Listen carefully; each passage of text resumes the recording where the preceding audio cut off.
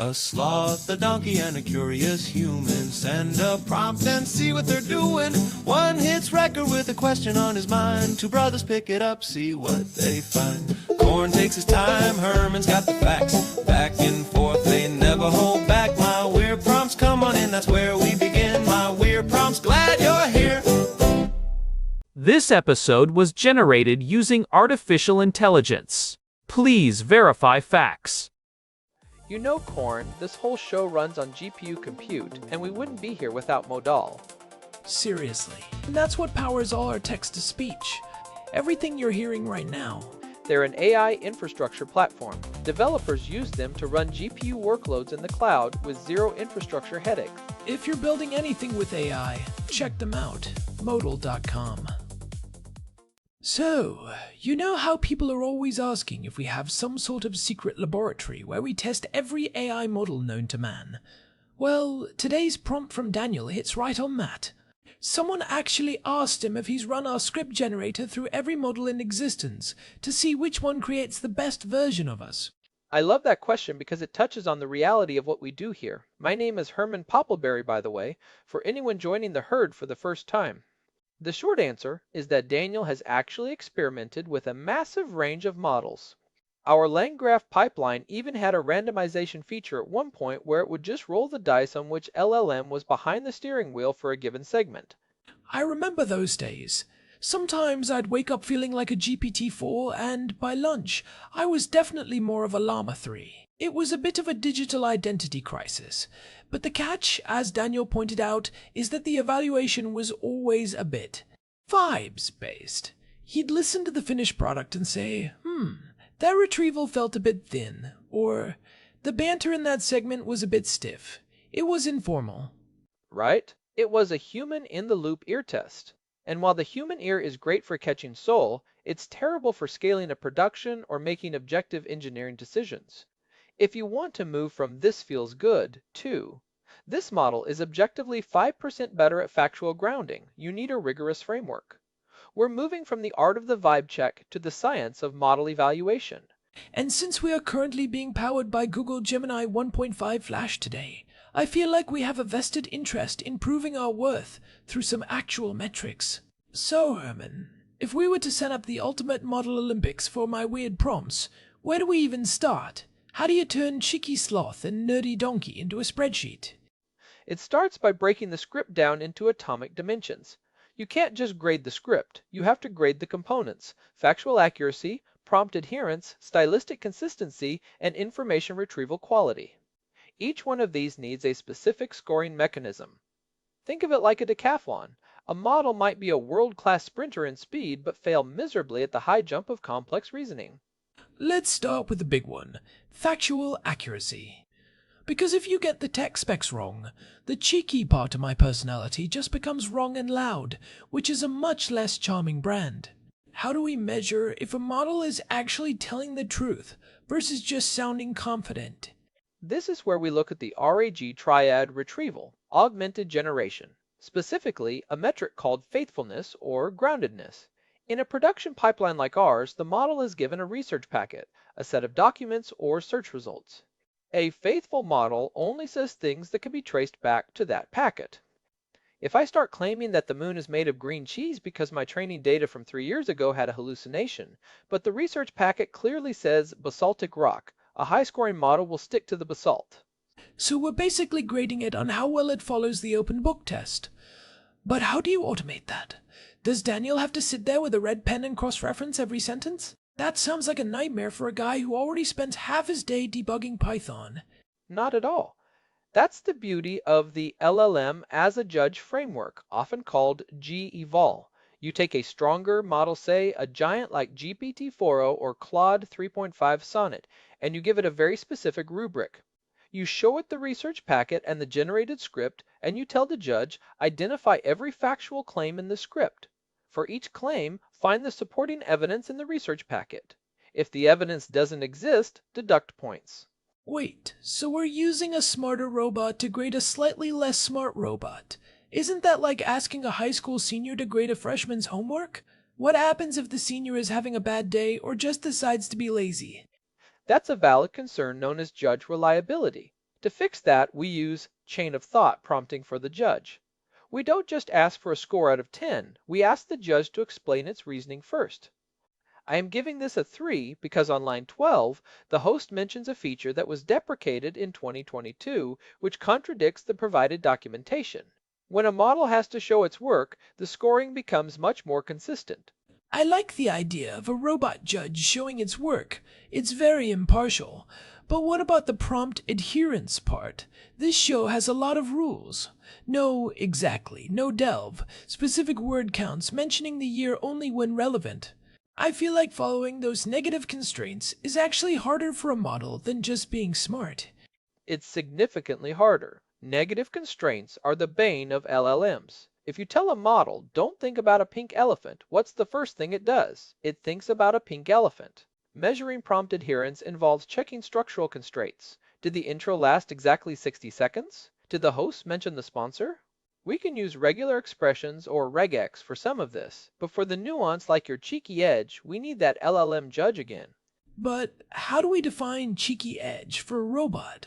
I mean, if the judge is looking for a specific number of jokes, is that really capturing the vibe? Or is it just counting exclamation points? That's a brilliant point. You can't just count puns. You have to define the persona in the rubric. We tell the judge, Korn should be laid back but sharp. He should use dry humor and avoid being overly enthusiastic. If the model outputs a line where you say, I am so incredibly excited to talk about vector databases today, the judge sees that as a failure of persona. It's too high energy. It's not Korn-like. On a scale of 1 to 10, how much did Korn sound like he was judging Herman's sweater? That's a metric I can get behind. But seriously, if a model is too adherent, does it lose its soul? I've noticed that some models follow the instructions so perfectly that they end up sounding like a dry instruction manual. They get the no-delve rule right, but they replace it with something equally robotic. That is the ultimate trade-off between instruction following and creative fluency. A model that is 100% adherent might be 0% engaging. That's why we need a stylistic consistency metric. We look at things like dialogue naturalness. Are the sentence lengths varied? Do the hosts use conversational markers like I mean or right? If a model produces 10 sentences in a row that are all exactly 12 words long, it gets a failing grade for naturalness, even if the facts are perfect. It's the difference between a lecture and a conversation. I think about our old randomization feature. I remember one episode where the model was clearly struggling with the no analogies rule. It kept trying to explain complex AI architectures by comparing them to making a sandwich. It was a very well-structured sandwich, but it was still an analogy. Under a formal rubric, that model would have been flagged immediately. Well, I can't say that word, can I? You're right. That would be a failure of prompt adherence. And if we were running a grand tournament of models, we'd use something called ELO ratings, just like in chess or the LMSYS chatbot arena. You show the judge two different versions of the same segment, one from model A and one from model B. And the judge has to pick the winner based on our specific My Weird Prompts criteria. Over hundreds of rounds, a clear leaderboard emerges. But isn't there a risk of positional bias there? I read somewhere that LLMs tend to pick whichever answer is presented first, regardless of quality. If the judge always likes option A, then our leaderboard is just a list of who got lucky with the shuffling. You've done your homework. That is a real thing. To combat positional bias, we run the evaluation twice for every pair, swapping the order. If the judge picks model A when it's first, but picks model B when it's first, we throw the result out or score it as a tie. It's about creating a blind taste test that actually works. We want to know which model is better at being a donkey, not which model was lucky enough to be in slot 1. So we'd eventually find out which model is the grandmaster of being a sloth and a donkey. I bet some of the smaller, faster models would surprise us. Sometimes the heavyweights are a bit too ponderous for quick-witted banter. They're like the academic who takes 5 minutes to clear their throat before telling a joke. That's a great point about technical performance. In a production environment, cost and latency are actual metrics. If model A is 10% better than model B, but it costs 50 times more and takes 3 minutes to generate a response, is it actually the better model for a daily podcast? Probably not. We'd weight our rubric to prioritize a balance of quality and efficiency. In the world of LLMs, we often talk about tokens per second. If a model can't keep up with our production schedule, it doesn't matter how poetic it is. It's like picking a car. You might want the Ferrari for the speed and the vibe, but if you're delivering mail, you probably want something more reliable and cost-effective. Although, calling me a mail truck is a bit harsh, Herman. I like to think of myself as at least a vintage Volvo. Reliable, but with some personality in the grille. A vintage Volvo is a fair comparison, but let's look at the second-order effects of having this kind of framework. When Daniel moves from vibe checking to eval tracking, he stops being a listener and starts being an architect. If we see our factual accuracy score dip over the last 5 episodes, we don't just say the AI is getting dumber. We can look at the data and see, oh, the retrieval precision dropped because our search queries were too broad. It turns the black box of AI into a dashboard. I've always felt like the biggest risk with these models is the silent drift. One day the model gets an update, and suddenly it's 5% more prone to using the word delve. If you aren't measuring it, you won't notice until the audience starts complaining that we sound like we're writing a middle school essay. How often do these models actually drift in a way that's noticeable? More often than you'd think. OpenAI or Anthropic might push a minor update to improve safety or reduce latency, and suddenly the model's creative spark is dampened. Without a regression test, which is a suite of evals you run every time something changes, you're flying blind. You might think you're using the same GPT-4 you used last month, but under the hood, the weights have shifted. That's terrifying. It's like waking up and realizing your brain has been rewired to prefer decaf coffee without your permission. And that's exactly why platforms like BrainTrust or Langsmith exist, right? They allow you to run these evals in the background of every generation. Every time a script is produced, it's automatically scored. If the naturalness score falls below a certain threshold, the system could theoretically flag it for a human review, or even trigger a regeneration with a different temperature setting. You've got it. It's about creating a closed-loop system. Imagine a scenario where the judge catches a hallucination in the draft script. Instead of that script going to the TTS engine, the system automatically sends it back to the generator with a note. Hey, the judge found a factual error in the second paragraph. Please revise using the research provided. This is called self-correction, and it's the next frontier of reliable AI. It's a self-correcting podcast. That's a bit meta, even for us. But what about the information retrieval itself? You mentioned context precision. I've noticed that sometimes the research we get is just a lot. Like, way more than we could ever use. How do we grade a model on its ability to sift through the noise? That's a critical metric. We call it context recall versus context precision. Recall is, did the model find the needle in the haystack? Precision is, did the model only pick up the needle? Or did it bring a bunch of hay with it? If Daniel sends us 20 pages of research on AI evaluation, and the model spends 5 minutes talking about the history of the abacus because it was mentioned in a footnote, that's a failure of precision. A high-performing model for this show needs to identify the hook, the core of Daniel's prompt, and prioritize information that serves that hook. I've definitely felt the hay in some of our discussions. Sometimes I'll ask a question and you'll go off on a tangent that feels suspiciously like a Wikipedia entry. I always thought that was just you being you. But are you telling me it might have been a low context precision score from the underlying model? It's a bit of both, Korn. I have my own high recall. I love a good footnote. But a rigorous framework helps distinguish between my natural donkey-ish enthusiasm and a model that is simply unable to distinguish signal from noise. In a tournament, we would score the models on how well they synthesized the research into a narrative thread. Did they just list facts, or did they build an argument? Narrative thread is huge. That's coherence and flow. If we jump from talking about Landgraf to talking about your sweater without a transition, the listener gets whiplash. I think a lot of people think AI is just text in, text out, but for a podcast, it's rhythm in, rhythm out. How do you even put a number on flow? You can use semantic similarity checks between paragraphs. If paragraph 2 has zero conceptual overlap with paragraph 1, and there's no transitional phrase like speaking of which, or on the other hand, the flow score drops. We can also use perplexity scores, which measure how surprised a model is by the next word. In a good conversation, the next word should be somewhat predictable but not boring. Which brings us to a really fascinating recent development, multimodal evals. Since the script is going to a text-to-speech engine, we shouldn't just be evaluating the words on the page. We should be evaluating the prosody, the rhythm and tone of how those words will sound. Some phrases look great in print, but sound absolutely robotic when a TTS voice tries to navigate them. Precisely. Well, there I go again. You're right. A truly objective framework for a production like ours would eventually include an audio quality score. We could run the generated script through the TTS engine and then use another AI model to analyze the audio for things like monotony or unnatural pauses. We're essentially building a digital mirror to see how we look and sound to the world. I'm not sure I'm ready for a digital mirror that tells me I'm being monotonous. I have a very expressive voice for a sloth. But I see the point. This whole framework turns the production from a game of chance into a repeatable process. If Daniel wants to switch from Gemini to a fine-tuned llama model, he doesn't have to guess if it'll work.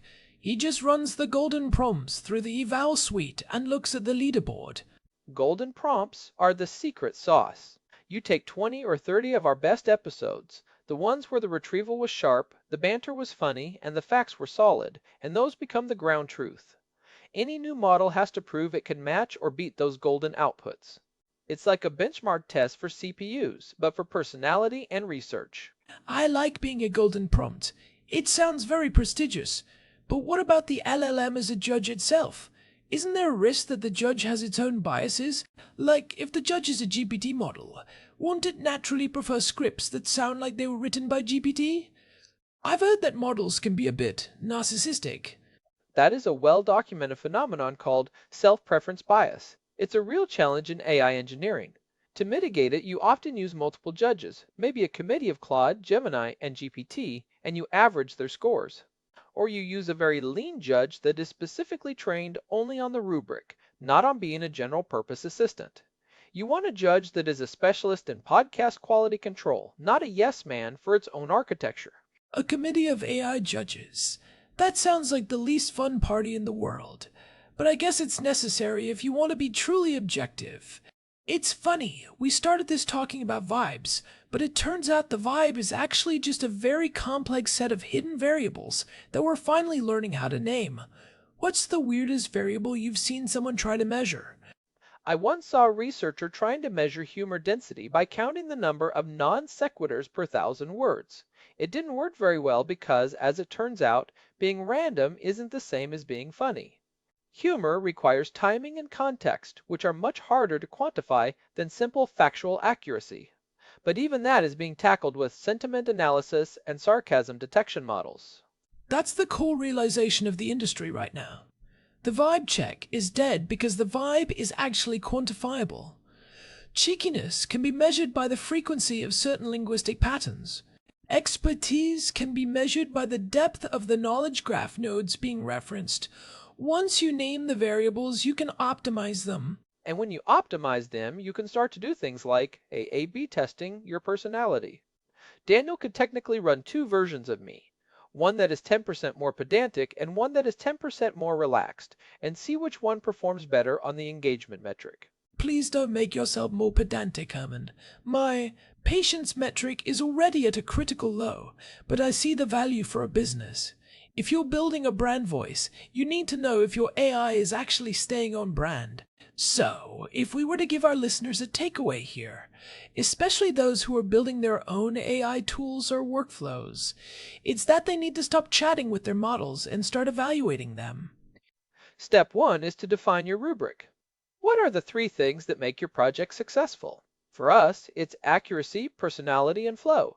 For a customer service bot, it might be conciseness, politeness, and resolution rate. Whatever they are, write them down. If you can't define it, you can't measure it. Step 2. Build your golden dataset. Don't just test on whatever random thought you have today. Use the same 10 prompts every time you try a new model or a new prompt version. That's the only way to see if you're actually making progress or just moving in circles. It's like a scientist using a control group. And step 3, automate the scoring. Use a tool like DeepEvil or even just a well-crafted prompt for a judge LLM to give you a numerical score. A spreadsheet with 50 rows of this feels okay is useless. A spreadsheet with 50 rows of style score, 4.2, gives you a roadmap. You can graph that. You can see the trend lines. You can actually see the moment your prompt engineering started to pay off. It's the difference between being a hobbyist and a pro. Daniel's informal method was great for getting us to episode 1862, but as the model landscape gets more crowded, having a grand tournament framework is the only way to stay ahead of the curve. With new models dropping every week, Llama, Mistral, Command R, how is anyone supposed to keep up without an automated leaderboard? They can't, not effectively. It's also about peace of mind. When you have a rigorous evaluation suite, you aren't afraid of the next model update. You don't have to worry if Gemini 4 or GPT-5 is going to break the show. You just run the evils, see the scores, and adjust the dials. It turns AI anxiety into AI optimization. I don't have anxiety, Herman. I'm a sloth. I have strategic relaxation. But I do appreciate the idea of a dashboard. It's like having a heart rate monitor for the podcast.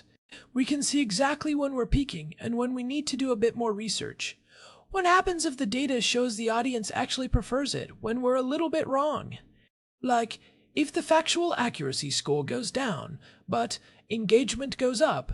That is the engagement paradox. Sometimes a controversial or slightly incorrect statement sparks more conversation than a dry, perfect truth. But for a show like ours, which prides itself on exploring the technical reality of AI, we've made a conscious choice to prioritize accuracy. That's part of our rubric. Every project has to decide what it values most. I think we've hit our own recall. Limit for this segment, Korn. We've covered the metrics, the judges, the trade-offs, and the future of multimodal testing. I feel like we've moved the needle from vibe to science. It's a necessary evolution. Think of it like the early days of aviation. At first, it was just, does it fly and does it feel right? But eventually, you need altimeters, fuel gauges, and wind speed indicators. We're just putting the instruments on the dashboard of the podcast. I agree. Though I still think my cheeky edge is something that might defy even the best LLM as a judge. Some things are just too legendary to be captured in a 4.2 score. Can a robot really understand the subtle nuance of my comedic timing? Well, the judge might give you a 5 for confidence, at the very least. And as for timing, that's where the audio quality metrics come in. If the pause before your punchline is exactly 0.5 seconds too long, the model will catch it. I'll take it. So, what's the future here? Do you think we'll eventually have models that are specifically trained just to be podcast hosts? Not general models that we prompt to act like us, but architectures designed from the ground up for long-form dialogue and real-time retrieval. We're already seeing the beginning of that with agentic workflows. Instead of one big model doing everything, you have a researcher agent, a scriptwriter agent, and a critic agent. The critic is essentially the built-in evaluation framework we've been talking about. It looks at the script and says, Herman, this section on Landgraf is too long, and Korn hasn't made a joke in 3 minutes. Rewrite it. I like the critic agent. It sounds like a very helpful, albeit slightly annoying producer. It's basically what Daniel does now, but running at the speed of light.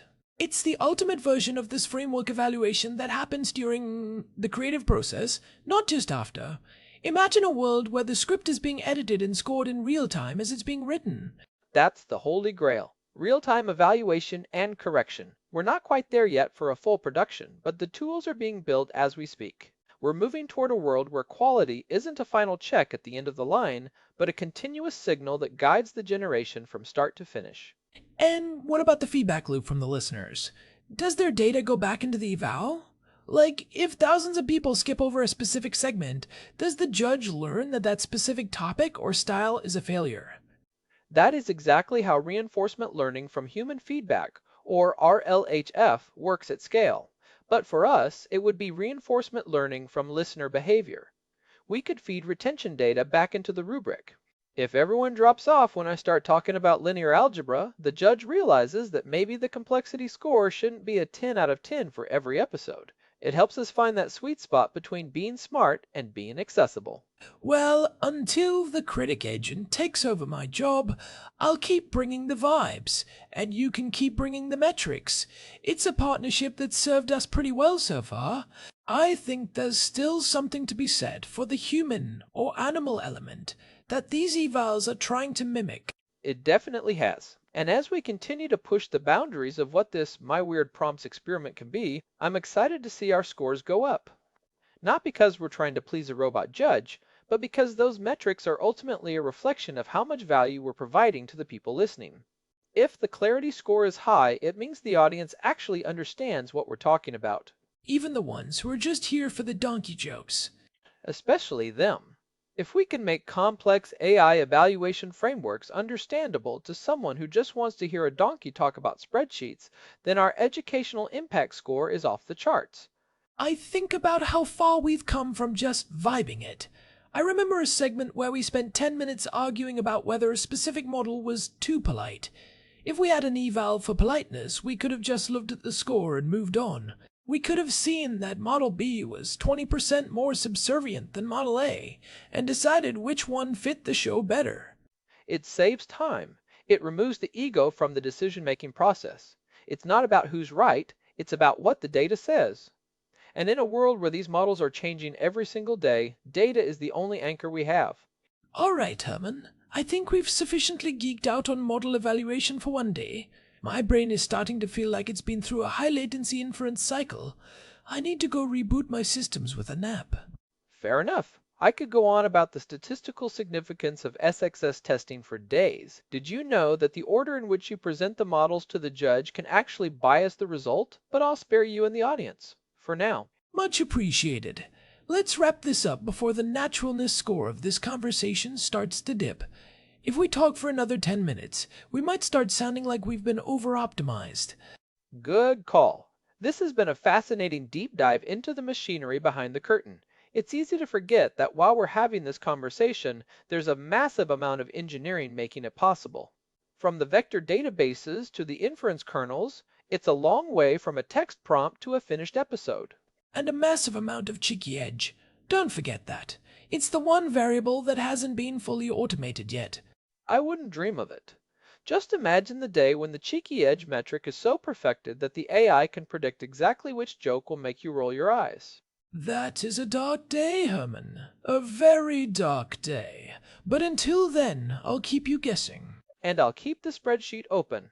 So that's the blueprint for moving beyond the vibe check. It's about being deliberate, being objective, and being willing to let the data tell you when you're off track. Whether you're building a podcast or a piece of enterprise software, the principles are the same. Define, measure, and iterate. Build the rubric, trust the golden prompts, and never stop measuring. That's how you turn a weird prompt into a production-grade reality. It's the difference between a science project and a product. Well said, Herman. I think we've earned ourselves a bit of a cool down. Maybe I'll go find a nice patch of digital sun to lounge in for a while. I'll let you get back to your spreadsheets and your committee of robot judges.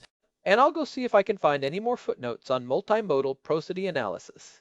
I think there's some fascinating work being done on emotional resonance metrics that we haven't even touched on. Of course you will. Never change, Herman. I wouldn't know how to, Korn. My persona adherence score is too high. If I changed, the judge would flag me for a lack of consistency. Touché. Well, that's our show for today. A big thanks to our producer, Hilbert Flumingtop, for keeping the gears turning behind the scenes and making sure our latency stays low. And a huge thank you to Modal for providing the serverless GPU credits that power our entire generation pipeline.